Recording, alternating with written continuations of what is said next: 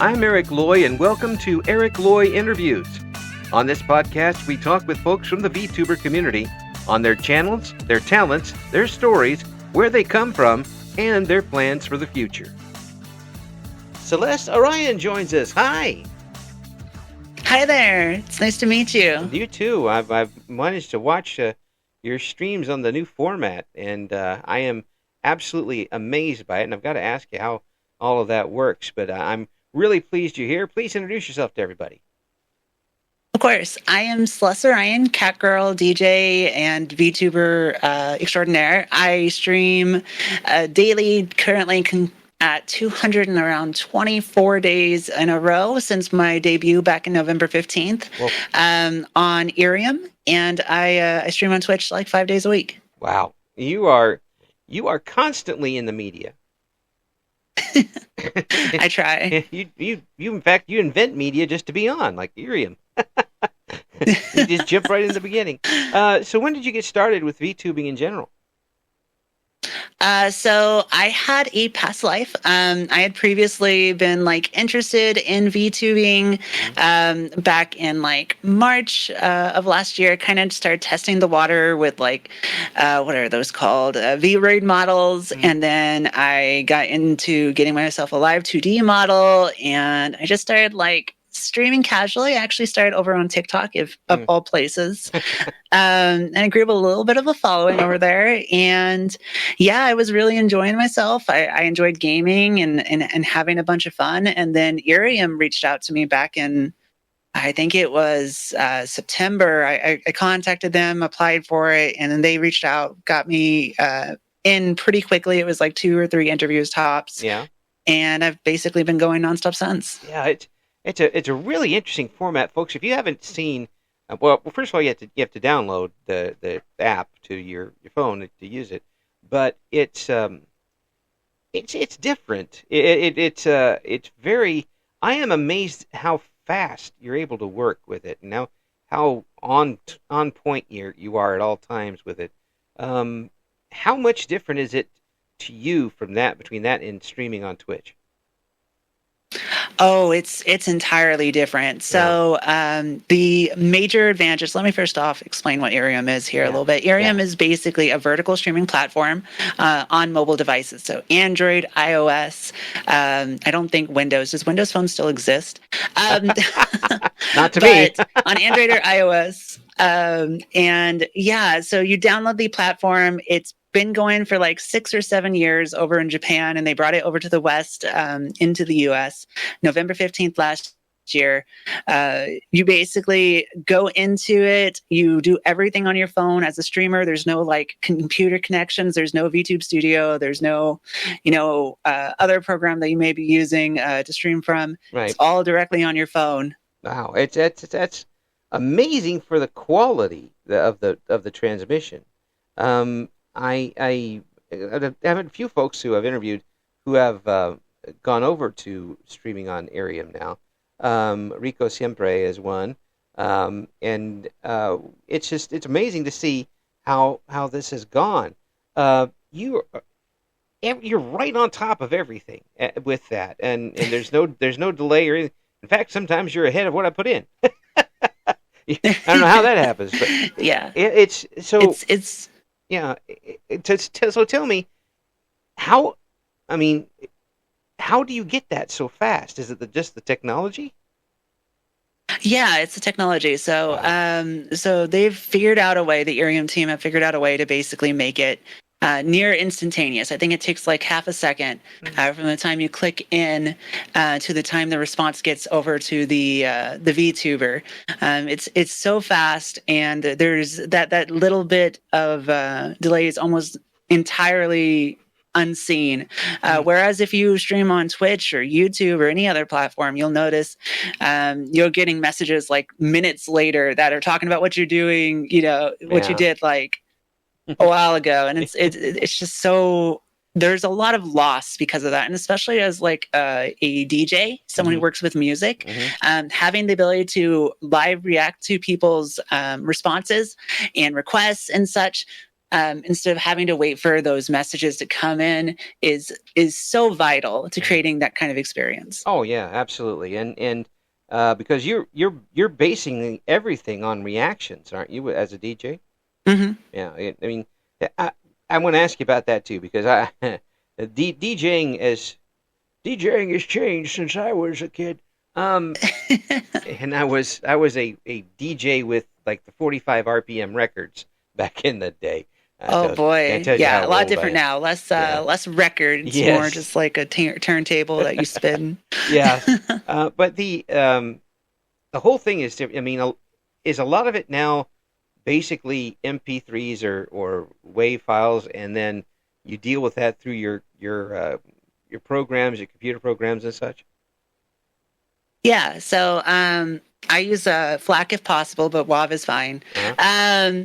But yeah, I do it all through my PC. The way I have things set up with regards to streaming and DJing on the platform is I actually have like a whole audio system, my DJ deck, DJ, Serato Pro on my PC running the whole time. I connect it all up and I plug it in via USB-C into my phone and we Ooh. just go. I even stream the music, so it's not like I'm pulling from like a library or anything. Most of it is coming off the internet. It's pretty wild what you can do nowadays. Oh wow, that's really amazing. I mean, I was there for the first when we first finally got CDs and put them on, and it tells you. I mean, I'm really old. And a lot of our music on our automation came on reel-to-reel cassette, reel tapes.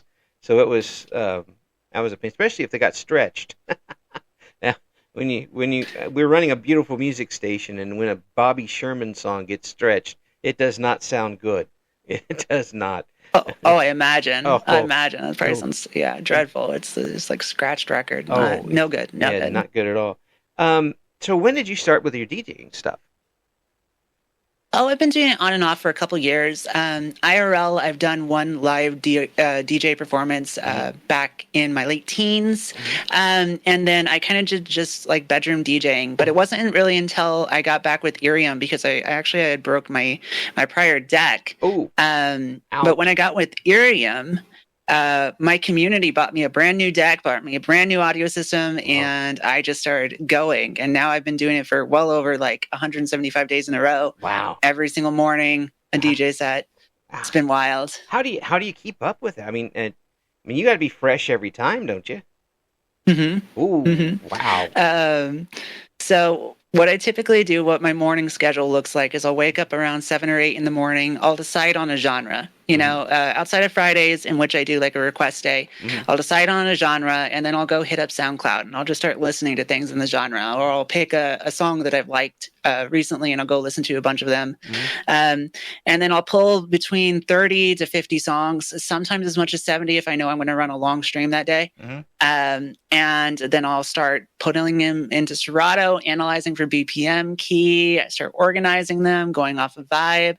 By the time 10:30's rolling around, I'm finally finishing up, and I go live, and I do that for like around 2 to 3 hours every day. Oh, to hear the short BPM after all these years. I was alive. I was alive for disco. Okay, I know what BPM means. I know what BPM means, and I do know that it's not always easy to get that to work when you're going from one song to another. You got to be, you got to know your math, and you got to know your skills in order to do that together. Because something that's 118 beats per minute, and then the next song is 125 beats per minute. That's a little different. It's you're running something at 136 and you're dropping to a 70. It's going to be you need to know how to transition, right? Yeah, you need to know what to pull. That's what we called a train wreck. there's just no way you to can make it avoid work, but you got to know how to do it. Oh right? yeah, absolutely. Yeah. It was it's a real skill, and I envy the folks who are able to do it these days, and to be able to do it every day. I mean, so the genres that you choose from, I imagine, what do they range from? I'm a house DJ by nature. I like house music. I love deep house music in general. But a lot of what I've been doing recently has been electro. I've been doing a little bit of Jersey club. I do techno. I do trance. I do synth. I do a lot of modern stuff. A lot of modern stuff. Mm-hmm. For a while, I was running some. My community really likes the older, like 2000s era EDM, and so occasionally I'll just do a day where I'm just playing like the hits from that era of music, Yeah. and they'll love it. But a lot of time I just like messing around with things. I like messing with it. Oh, it makes me feel so old. Back in the old days, the 2000s. Like, oh no.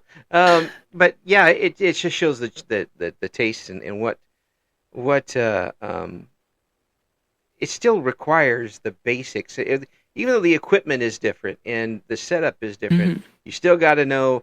You got to know when the bridge is. You got to know when you can start the fade, when you can bring it off the fade, and all those sorts of things. Because no, unless you've got a certain particular mix of a song, but sometimes they do mix it specifically for DJs. Um, you have to do all the work yourself once the song is there.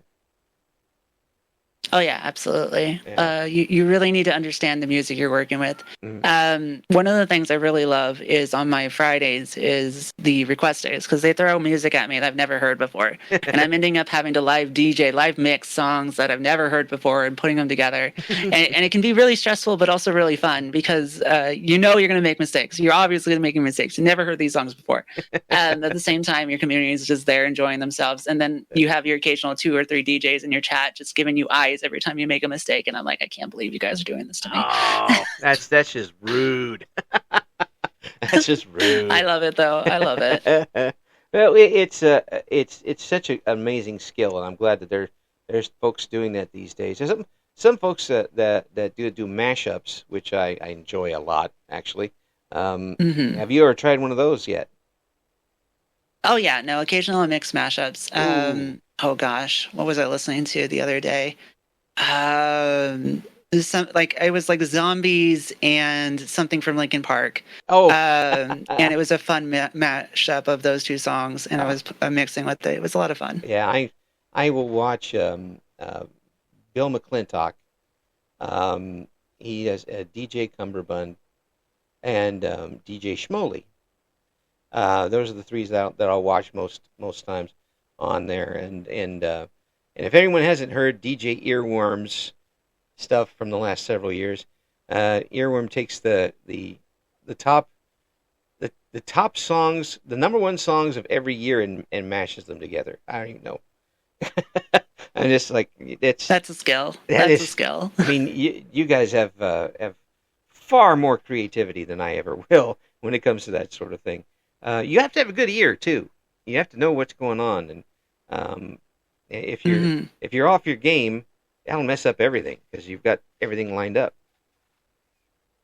Yeah, your attitude really matters as a DJ. Coming into it with like the energy and the excitement really matters. If you're going into it and you're low and you're just not interested, you're going to make mistakes. Things aren't going to flow well. People aren't going to be having as much fun. Yeah. And one of the things, like I advocate heavily on Ethereum. Like I said, I've been doing this for a while now. Every single day is I advocate for having fun with your with VTubing. Mm-hmm. As a VTuber, it's so often people ask me like, how do you do it every single day? How can you keep on, making, DJing, creating content?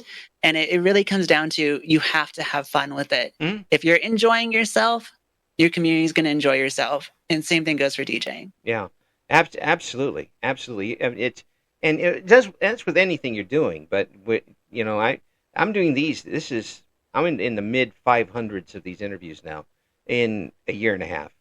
I wouldn't be doing it. Congrats! Wow. Thanks. I'm a crazy old man, but I wouldn't be doing it unless I enjoyed myself.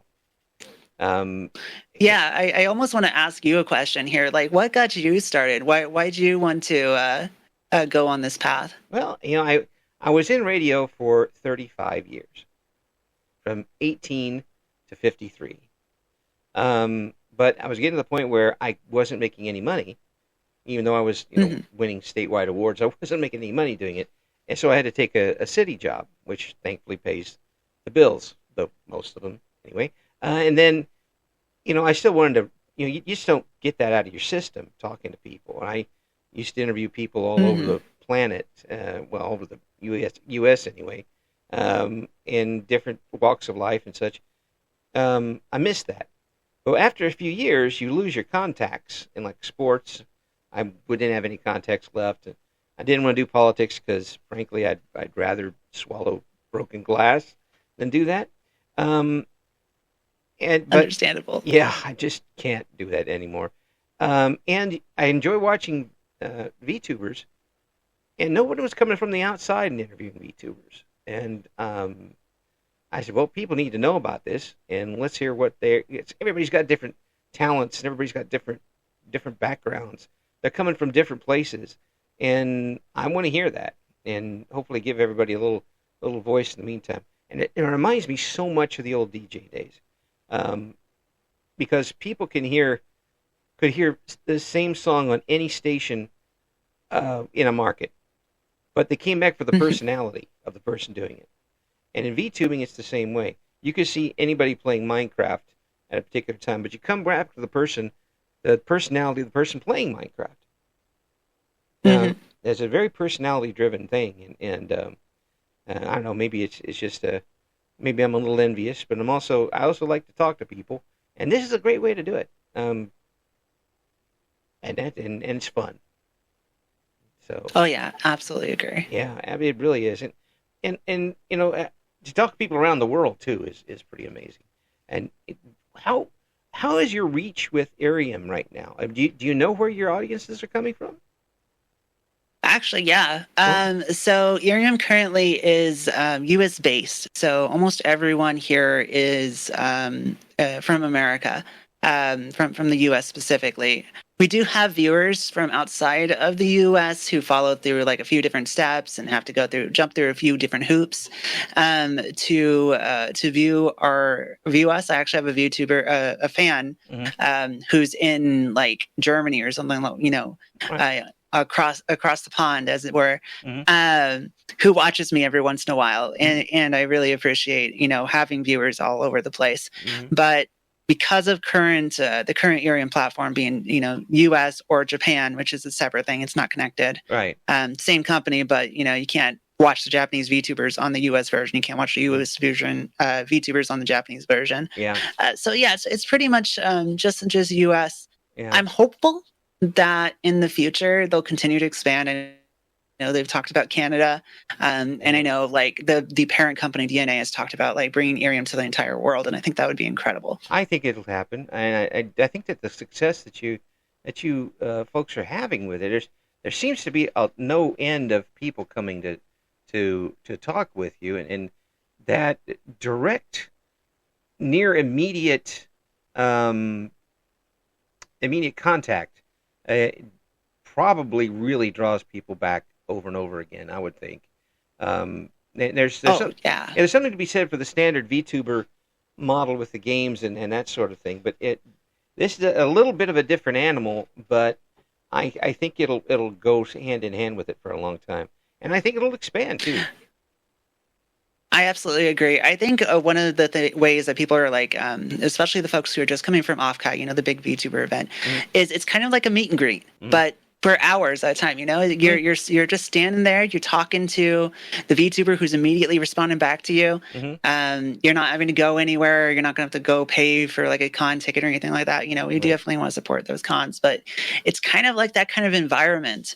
And I think it's really cool. One of the things I love about Ethereum is it really challenges VTubers who are used to like streaming platforms like gaming on Twitch or creating content like that to come up with a different way to create content. Because you can't really game on Ethereum. I mean, you can, but they're not going to be able to view it. You can't really do watch-alongs because they're not going to be able to view it. Right. It's really focused on that chatting experience, and I think that's a very unique thing that Ethereum is doing. It's very tough to do that if you're not used to it. If it's not something you've done.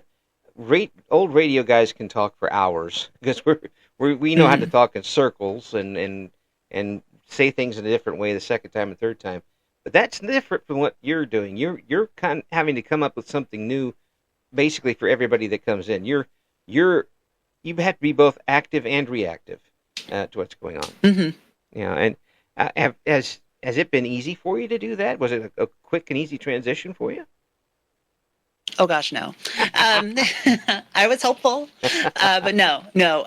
When I first started on Ethereum, November 15th, 5 p.m., my very first stream, which was the first stream on the platform Yeah. here in the West, was super scuffed. It Mm, was like my audio was terrible, and then like my very next stream, I just was at a loss of what to talk about. I tried to come up with different things. I was like doing light novel readings. I was yeah. doing just chatting sessions, and I really was struggling Mm, figuring out what my niche was going to be on the platform. right. And that's when I brought in my DJing, Yeah.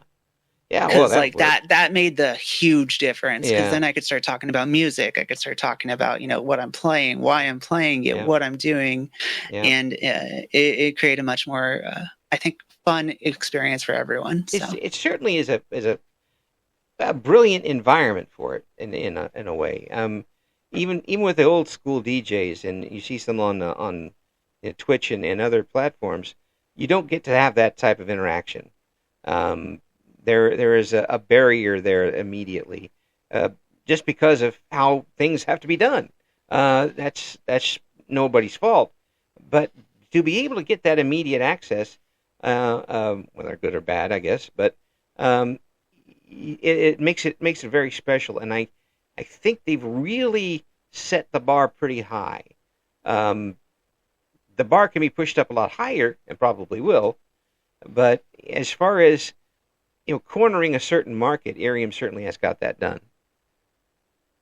Oh, I agree 100%. And like as someone who's DJ'd, publicly in the past, like I said, um, DJing often, especially in club scenes, is you standing there and you reacting to the crowd, but then you don't really get to have a conversation. No, Where Ethereum allows you to have that conversation, you're allowed to talk yeah, while DJing, and that's so fun and so interesting. yeah, um, and it brings such a unique experience. I know I've talked to a few other VTubers who've come to the platform since meeting me, uh who were interested in doing so in DJing. Like I know of at least one person who's going to be debuting on like uh, July 1st, uh who's also going to be DJing on the platform. And I know two others who have come to the platform in the last couple of weeks who are going to be DJing on the platform. hmm And it's so nice to see it being used for music creation. And you get the same thing with like karaoke streams yeah, and singing streams, and people who play their instruments. mm. There's a violinist who's amazing at what she does, Oh yeah. and she plays. And I think that's such an incredible experience. It's great You that really can't get anywhere else. yeah, it's great that we have this opportunity now to see these people's talents, and 20 years ago we wouldn't have, and and not just with Arian, but streaming in general with the VTuber platforms, we get to hear that. We get to hear people get to be voice actors at home, and they don't have to go to Los Angeles to do this. People can work from home and do this, but we get to hear the great violin players. I interviewed someone who was just a tremendous harmonica player, maybe the best I've ever heard. They were just bluesy to the core with the harmonica. Um, and then you get the singers who we certainly wouldn't ever heard of without this. Um, the listeners, we are the ones that get the rewards from this. I think that's just beautiful, and I think that with what Ethereum is doing now, it certainly is helping that a lot and giving it yet another platform to shoot from. Oh, absolutely. And yeah, it's still in beta, right? Mm. Yeah, Everyone's still coming onto it, has to be approved, go through. There was the founding streamers up until I think May, and then they early access, and now even PNG tubers can like come on mm. and join Arium, and they're going to continue expanding and growing, and when they eventually do go live, it'll be open for anyone to stream, and that's going to be incredible. Yeah, VTubing in general has been growing so fast. It's so wonderful to see all these individuals with amazing talents that would have never been yeah, given the time of day, yeah, for whatever reason that may be, anywhere else. yeah, And it's incredible. yeah, and people coming out of their shells and being able to present themselves the way they want. They basically are setting their own setting their own world up. This is me. Hmm. This is the way. This is how I'm going to be. while it is, escapism in some ways for some folks, it also is a good chance for people to sort out who they really want to be and how they want to be it. Um, Oh just yeah, too many yeah, stories of that, absolutely. and I'm so pleased that and and the audience still isn't there yet. There's still millions of people who don't even know that would enjoy this. Yeah, and I think it'll continue to grow. You got people like Iron Mouse Mm-hmm. and companies like Hololive and many many more that are pushing the boundaries, and even indie VTubers are pushing the boundaries of where VTubers can go. Mm-hmm. And Irium itself, like advertisements. There's a virtual reality, not virtual reality, fantastic reality concert coming to Anime Expo um, this summer during the Anime Expo Oh, in a cool. week or so. I Excellent. repeated myself. I apologize. No, no worries. but but yeah, basically, and that's being brought to you by Irium, and it has like literally Iron Mouse and then VTuber DJs and incredible other performers that are Mm, all coming to it. yeah. Yeah, I think VTubing is still in its infancy, and I think we're going to continue to see it expanding and becoming more prevalent, especially as technology continues to improve. You're seeing a lot more 3D VTubers who are Mm, like physically moving and acting, and yeah. I think it's incredible. Yeah, and the thing is too, you don't have to have all that stuff. I mean, you can still go Mm-mm. on and enjoy yourself and be entertaining with the whatever you pick up somewhere. But it's just getting on Literally and a doing it. phone. Yeah, literally. Well, for Irium right now, it's a phone. You're basically put into a phone. Yeah. I mean, there's a lot of technology behind it, but still, um, it's going to become easier and easier for people to do it. And you're going to have folks who have thousands of people coming to their streams, and some people who are going to have one and go once a month. But they're all in there. Yeah. And they're all and it's all available if people just find out and listen. Frankly, there's no one my age that even knows what I'm talking about. I mean, I have a viewer who is in his 60s oh, who has been following me for a while. I have another viewer on Irium who's I think I have two or three that are in their 50s. yeah. I know I have viewers in their 30s and their 40s. Mm-hmm. I think I think VTubing is starting to become more open to individuals. Someone that's often in my streams is actually getting interested in becoming a VTuber, and I Yeah. know she's like in her late 50s, hitting towards her 60s. Go for it. So I don't think it's out of range for individuals of any age. Yeah. Yeah. So it just got to keep growing. It's got to keep being more exposure. It was. So how do you feel being kind of a trailblazer for this? A trailblazer for VTubing. For Irium. Irium. I love my space in Irium. I have pushed to be the first at everything I could. I was the first one to hit 1,000 followers. I was the first one to hit over 100 days. It was my model rights. Yeah. I was the first one to stream on the platform. Yeah. So I want to push for it. I want to leave a mark on the scene. I want folks to go, hey, that's the cat girl DJ, of Irium US. That's Celeste. Yeah. And that's mostly because I want to use my platform to, spread kindness, keep making the world a better place wherever I go with my music and with like my actions. So Yeah, it is. We can use it in a lot of different ways. I'm not going to jump on the soapbox. I'm staying away from the soapbox, but we can. But also, we get a chance to the public get a chance to enjoy your skill, and not just around the neighborhood. uh, on Irium, it's across the country, and if you're doing that on the other stream, it's around the world. So it's great. I don't have any other words. It's brilliant that we have this opportunity to use the technology to make the world smaller in a good way. Yeah, and I think that's really important. Yeah. Because the internet is huge, and it's accessible to so many people from anywhere. Yeah. Yeah. Antarctica. It Yeah. doesn't matter. And taking the opportunity to bring entertainment and positive,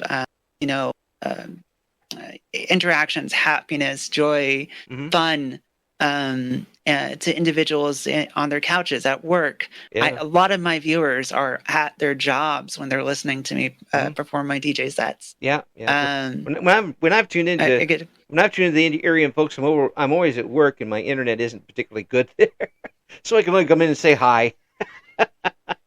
that's fair. Yeah, it does take a lot of you do have to have a strong signal for Arium, so Yeah. So I get it. a half a bar isn't going to work for the No, most part. you may need at least one or two, right? Yeah. It'll just keep Exactly. popping up. Hey, you need stronger signal. Yes.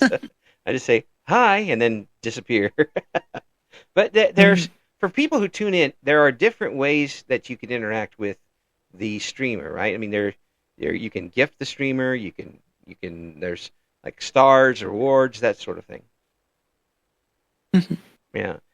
Yeah, they have so stars are like a free option to interact with your viewer. You can just tap it as much as you want, or until your thumbs are sore. I think someone put their thumb in a splint once for a star event. And then there's gifts, and gifts are a good way to not only just like support your streamer during events, but also support your streamer financially. A lot of folks, rely on those for either like secondary jobs, or if you're like me and you do this full time, Mhm. that's your income, right? Right. And then there's chatting or Mhm. just listening. Your VTuber or your streamer often likes hearing from you. Or if you just want to lurk, that's totally fine as well. A lot Yeah. of us enjoy our lurkers as well, so Yeah. it's nice. Yeah. It's how much of yourself are you sharing with your audience when you do this? Oh, that's a good question. So a lot, Mm. a lot. I would say I put a lot of myself into my VTubing. Mm. I share a lot of traits with my model, which is really funny because I didn't get to design my model. I was Oh. actually given 3 different choices by the Irium staff Yeah. back when I interviewed for them, and they were like, "Hey, here's 3 ones. One of these, we think will best fit you. These other 2 may fit you as well. What do you Yeah. think?" Yeah. And I agreed with them. I chose the one that best fit me, but me and Celeste and me, we're pretty much the same person. Yeah. I bring all of myself and all of my energy into my VTuber persona. I give a lot of myself over to just chatting. I share a lot of personal experiences, a lot of my history Yeah. with my community. Yeah. Obviously, it's important to keep like some level of separation just for security, because it's still like the Japanese idol culture. You have to have some level Mm. of like, where's the bubble, where's that line that you Right. draw. Right. But at the same time, I give a lot of myself to my community. Yeah. Well, I could tell. I needed to ask the question, but I could tell just talking to you. When you talk to somebody and they have they're enjoying what they're doing and they believe in it, and you can hear it in their voice, like I do with you. It is very compelling and it brings people along with you. And I imagine that's another one of the reasons why you're doing so well in this is because when you are talking with them, you're bringing them along with you. Um, and that's not necessarily a skill you can learn, but it's one you can cultivate a little bit if you have the ability. And so before all of this, I mean, before you did the stuff, were you somebody who wanted to grab a microphone and talk with people? No. I was actually a very quiet kid. I did a little bit of sports in high school. I played volleyball, but in general, I was a very quiet kid. I was not the center of the room. I was by no means a class clown. I was the one that did the homework for the person next to them because I wanted to help them out. There you go. My passion has always been helping folks. Yeah. And then VTubing kind of was like this space, because I was always a gamer. I grew up in a gaming household. My parents were gamers. My grandparents were gamers. My great grandfather had bought like Pong when it first came out, so it just kind of came down the line. Yeah. My grandfather played Dr. Mario until the day he died. Oh. So like, it's like my family is a bunch of gamers, so I enjoyed gaming. Yeah. And like when VTubing and streaming kind of first came onto the like scene back in 2020, I was like, okay, I can try this. I can try gaming for a living. I think that'd be fun. And I did a little bit of live streaming back then, face tubing, as Mm-hmm. they call it, flesh Yeah. tubing. I don't know. It's weird. Yeah, I don't. Uh, That's such an and icky name. Flesh yeah, tubing. I'm not a fan of flesh tubing. But, I think that's very silly. But I did that for a little bit and it wasn't really my scene. But then coming into VTubing and, I got to merge my love of culture, anime, and my love of like gaming and just, entertaining folks and, having a good time, like bringing, making people smile. I yeah, love that. absolutely. Um, Yeah, so I got to merge that yeah, with it and, uh, learning how to, speak properly and be on mic in front of people that came later. yeah, But it was a lot of fun. It was a yeah, lot of fun getting there. yeah. It does help. You do have to enunciate, but you do have to project while you're doing it. Some people do that naturally. Some people that is something you can learn in over Oh time. yeah. But you have to be able to understand what you're saying for the most part. And it makes it a little tough to do it that way. Oh, I agree. Yeah. Yeah. So when you're on with the streaming the games, what type of games are you playing? Recently just Tetrio. Uh, No, but no, seriously though, I used to play a lot of FPS games. I was a big Destiny 2 fan for a long time.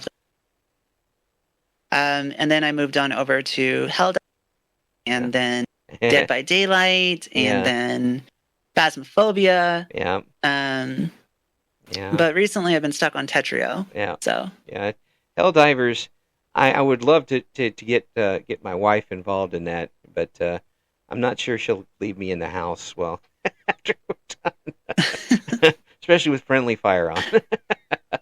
oh yeah, yeah. No, my community and me have a real big joke running that every time I play the game with them, I'm stepping on at least one of them. Yes, So I like my mech. yes. It's just the opportunity is pretty immense. Do you see Arium expanding to include gaming, or do you think they're going to stay with this model? I think that Arium will always be a mobile model. Mm-hmm. I think Arium will always be focused on the just chatting experience and things like that. Because if you want a gaming model, that exists. Twitch exists, YouTube exists, TikTok exists. There's many options. Mm-hmm. And Arium supports their content creators across all the platforms. You're not just tied to streaming on just Arium, right? Right. So I don't see Arium ever becoming a place where you can game or like watch stuff together or anything like that. I see it being a home for folks who just kind of want to chat and vibe, listen to good music, talk about their days, and yeah, I think it's good there. Yeah. When I first came to Arium, I would have loved for it to have been a gaming platform. Yeah. I think that by it being what it is, it pushed me to grow as a content creator and as a VTuber, as someone who needs to be able to chat. And I think it's good. I think it's good for VTubers to have that. Yeah, and it's their market right now, so they get to define it, and stepping out into somebody else's market, and I'm bringing back my old radio marketing stuff.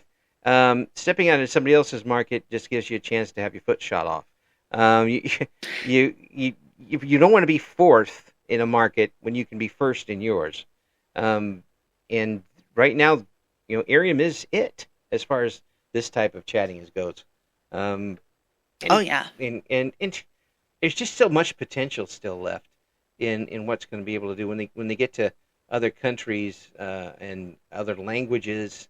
And I think I've talked with a lot of folks who are Spanish speakers as their first language, and I think the Spanish community is represented by people, but just not by the language.